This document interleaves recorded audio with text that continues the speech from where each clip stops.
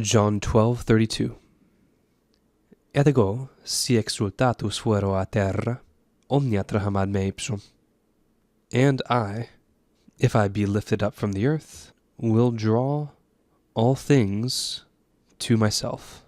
So here we're wrapping up the quotation of Jesus concerning the voice and on account of whom the voice came. Here we have another one of those conditionals where the protasis is in the future perfect and the apodosis is in the future simplex. This is a kind of construction we've come across fairly frequently in John, but in case you're new to the channel, here's a quick refresher. There are several kinds of conditionals in Latin, and in this one particularly, we notice a quirk of Latin that tends to be a little bit pickier about tense than we are in English, where we have, if I will have been taken away from the earth, I will draw all things unto myself. But that's an expression of tense that we don't really observe in English, so we just use the equivalent construction that we have in English to express the same idea, which I have written right here.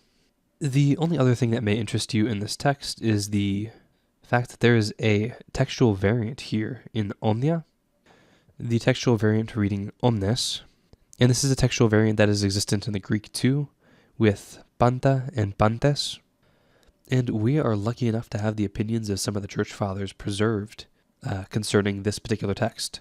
Augustine, for his part, preferred the omnia reading for largely theological reasons, but John Chrysostom, holding not dissimilar beliefs on that particular matter, preferred the pantes reading, which in the Latin would be omnes.